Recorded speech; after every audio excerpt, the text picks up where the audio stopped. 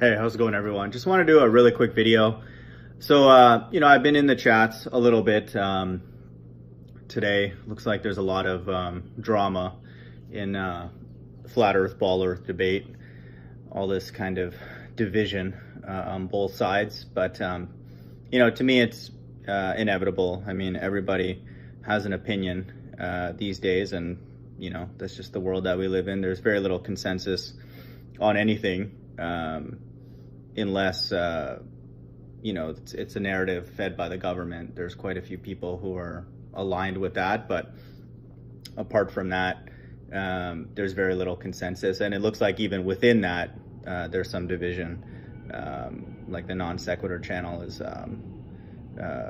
throwing rocks at one another and all that kind of stuff. So, a house divided cannot stand. I mean, both sides are divided. The truth side's divided. The non-truth side's divided. And then the summation of those two would obviously, by definition, be divided. So, this place is completely finished in my mind. But I wanted to talk further a little bit about something that Pete Shea keeps saying. And I'm going to kind of get on his case now more because I think he's hurting the quote-unquote truth community more than he's helping. But, he keeps pushing that Obama and Will Smith are the same people, which is just confusion. It's even if that were the case, it's completely irrelevant to anything. And so I'm going to kind of get on him to start getting his opinion on financial stuff. Everybody's pretty much hush-hush on financial things, and it's blatantly obvious. So there's something else going on, in my opinion, for people who do that. But Will Smith.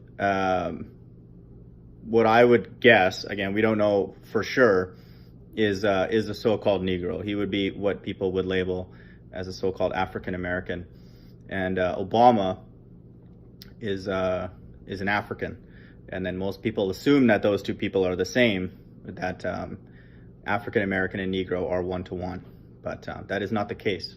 And I wanted to use a source that the Hebrews use quite often and to me is very compelling. In the Zondervan Bible Dictionary, so Zondervan is a well accepted and respected, publisher of Christian material, and one would think, would not be biased in any way. They would probably be biased towards evangelical Christianity of anything, certainly in their publications here in the U.S. But so in the Zondervan Bible Dictionary, if you look up Ham, Noah had three sons, Shem, Ham, and Japheth. And the Semitic people, the Shemitic people, are all the people that are descendants of Shem. And Ham is defined here in the Zondervan Dictionary as the youngest son of Noah, born probably about 96 years before the flood, and one of 8 persons to live through the flood. He became the progenitor of the dark races, not the Negroes, but the Egyptians, Ethiopians, Libyans, and Canaanites, found in Genesis 10, 6-20. His indecency when his father lay drunken brought a curse upon him. Ham is, like it says here, the progenitor of the Egyptians, Ethiopians, Libyans, and Canaanites. So broadly speaking, Ham would be the progenitor of the so-called Africans. And but the Zondervan Dictionary says here explicitly, and I'll put the link below for this, not the Negroes. They're not the same people. Everybody wants to just lump everybody together because no one knows anything in this day. It's becoming very, very obvious that the world is completely brain dead. But that's just the world that we live in. Thankfully, there's traces of truth in pockets on flat Earth. But Will Smith and Barack Obama are from a completely different lineage. So it just shows the kind of confusion that Pete and a lot of people are bringing to the table. I'm not saying he hasn't done anything for the truth movement, but it's becoming very, very obvious that this circus is just that. It's a circus. So I just want people to consider the fact that, now if they're not from Ham, they're either from Shem or Japheth, and there's plenty of support that the so-called Negroes are Shemitic people. They are Semitic people. Again, that does not mean that all of the Israelites are dark-skinned and will look the same. That's just not true. All these people that came from Ham, Shem, Shem, Ham, and Japheth, have gone to different parts of the world, and they've married people who are local to those areas, and there's been mixing and all that everywhere, and to this day it's happening. So one would think it would happen in a greater concentration in the olden days when there's less and less people, so there's just less sort of permutations, that can happen. So, once one group mixes with another, that's going to create, a large offspring, large group of people from that mixture. And that's what we have, in front of us. And so, that's the case, and now and certainly in the past. So people who are from a lineage of Shem, will, like I said, look like all different people. They'll look dark skinned, they'll look light skinned, and everything in between. And they'll look Asian, all that kind of stuff. This is God's plan. He wanted this confusion, but he also wanted certain things to be clear.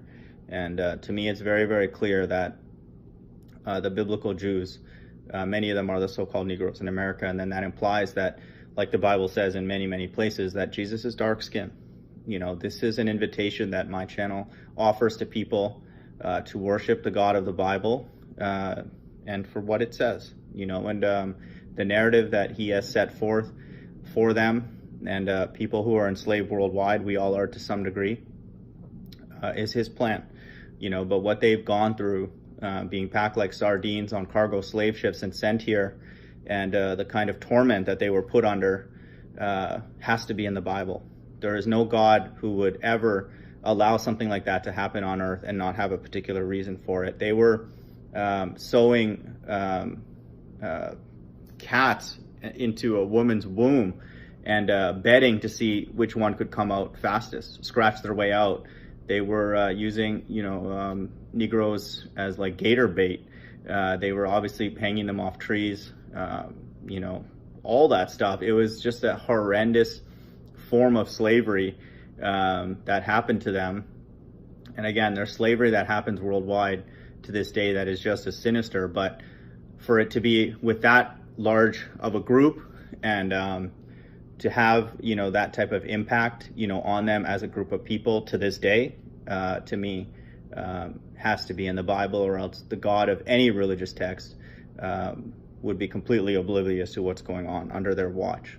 And so to me, that is a fulfillment of Bible prophecy. Ultimately, the enslavement is prophesied for all of us in the end times, but that level of devastation has to be for a spiritual purpose. Hope everyone's doing well. Bye.